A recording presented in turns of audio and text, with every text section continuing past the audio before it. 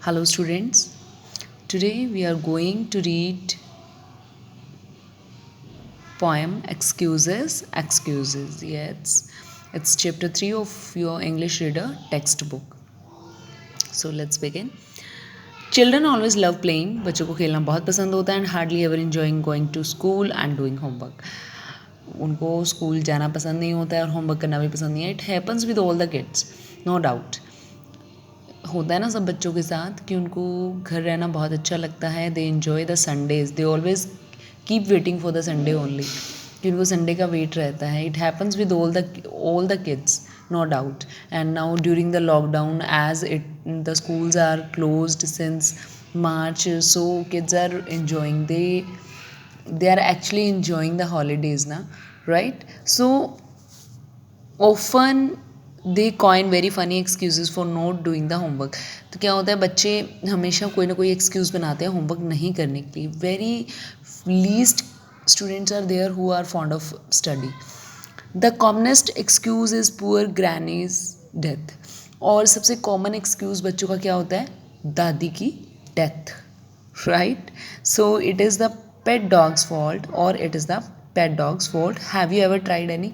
क्या आपने कभी कोई एक्सक्यूज़ दी है छुट्टी लेने के लिए? So the poem is completely based on the excuses of a student that he had given to his teacher. So let's begin. It's quite hilarious. Okay, so late again Blankensop. Sir ने, Blankensop is the boy who is not fond of going to school. जिसे school जाने का बिल्कुल शौक नहीं है, ये उसका नाम है ब्लैंकेनसॉप. Late again ब्लैंकेनसॉप. आज फिर तुम लेट आए हो. What is the excuse this time? इस बार तुम्हारा क्या एक्सक्यूज़ है, क्या बहाना लेके आए हो? Not my fault sir. Whose fault is it then? के तो ब्लैंकेनसॉप कहते हैं कि ये मेरा फॉल्ट नहीं है sir. Whose fault is it then sir is saying, तो ये किसका फॉल्ट है? ग्रैंड मा सर. सर ये ग्रैंड मा का फॉल्ट है. ग्रैंड मास. सर ने कहा grand mass what did she do? कहते ग्रैंड मा का फॉल्ट है, उन्होंने क्या किया? She died sir. सर वो मर गई हैं. She seriously dead all right sir. तो सर ने कहा शी इज, क्या वो सच में मर गई हैं? That makes four grandmothers this term Blankensop. तो the sir was in deep thinking कि लास्ट टाइम भी तुमने यही एक्सक्यूज़ में बनाया था. Even this is happening for the fourth time. You are giving the same excuse that your grandma has died. कि ये चौथी बार ऐसा हो रहा है कि तुम सेम एक्सक्यूज़ दे रहे हो कि तुम्हारी जो ग्रैंड माँ है वो उनकी डेथ हो चुकी है. And all on P E's day. और उनकी डेथ भी किस दिन होती है? PE stands for physical education. कि जिस दिन तुम्हारी PT डेज होते हैं उनकी डेथ भी उसी दिन होती है. This is happening for the fourth time, कि ये तुम्हारी फोर्थ ग्रैंड मदर है जिनकी डेथ हो रही है. I know it's very upsetting sir. कहते सर मुझे पता है ये बहुत ही अपसेट करने वाली बात है. How many grandmothers have you got Blankensop? तो सर पूछते हैं कि ब्लैंकेनसॉप तुम्हारी कितनी ग्रैंड मदर्स हैं? Grandmother sir, none sir. तो ब्लैंकेनसॉप कहता है कि ग्रैंड मदर तो सर मेरी है ही नहीं. You said you had four. तो तुम कहते तुम ही तो बता रहे हो कि तुम्हारी फोर ग्रैंड मदर्स हैं, because every time you have the same excuse that your grandmother had died. कि from the continuously from last four instances you are saying that your grandmother is no more, कि तुम्हारी grand mother की death हो गई है.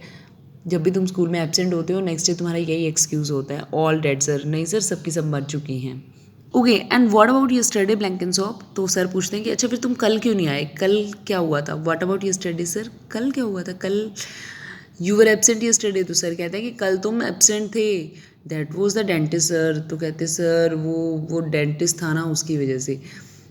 The dentist died. तो कहते क्या डेंटिस्ट मर गया है सर? कहते no sir my teeth sir. कहते कि नहीं सर, मेरे टीथ में प्रॉब्लम थी. Something wrong happened with my teeth. You miss the maths test Blankensop. तो सर ने कहा कि ब्लैंकेन तुमने मैथ्स का टेस्ट मिस कर दिया. I had been looking forward to it sir. कहते सर मैं वही तो चाह रहा था कि मेरा मैथ्स का टेस्ट मिस हो जाए. Right, line up for PE. तो सर कहते हैं कि चलो ठीक है, अब फिजिकल एजुकेशन के लिए मतलब PT के लिए लाइन में जाके लग जाओ. Can't sir. तो ब्लैंकेनसॉप कहता है कि नहीं लग सकता sir, no such words as can't. तो ब्लैंक इन सोप, तो सर कहते हैं कि मुझे ऐसे वर्ड सुनने पसंद नहीं है, डोंट से कांट, तो नो किट सर, तो कहते हैं कि sir kit means a set of clothes that we wear during the PT, जो कि पीटी के ड्यूरिंग हम अपने जो ट्रैक सूट्स पहनते हैं, that is called kit. Okay, तो यहाँ पे ये वर्ड उसके लिए यूज़ हुआ है, अ सेट ऑफ क्लॉथ्स। तो कहते सर मेरे पास किट ही नहीं है, वेयर इज़ इट, कहते सर ये घर पे है, what is it doing at home, ये घर पे क्या कर रही है, नॉट आयरन सर। कहते कि मैं किट इसलिए नहीं लेके आया क्योंकि मेरी किट जो थी वो आयरन नहीं की थी, वो प्रेस ही नहीं हुई, मेरा जो ट्रैक सूट है वो प्रेस नहीं किया हुआ था। Could not you iron it, क्या तुम उसे आयरन नहीं कर सकते, कांट सर, नहीं कर सकता। वाई नॉट, क्यों नहीं कर सकते, बैड हैंड सर, मेरा हाथ इतना अच्छा नहीं है।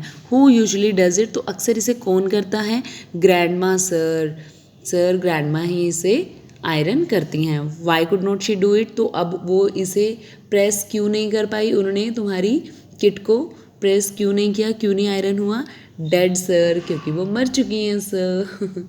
सो it was quite interesting, see what kind of excuses kids are made, मतलब बच्चे किस तरह के एक्सक्यूजेस बनाते हैं just to take leaves from the school, कि स्कूल से लीव लेने के लिए वो किसी भी तरीके का एक्सक्यूज़ बना सकते हैं। सो the poem was quite hilarious, right?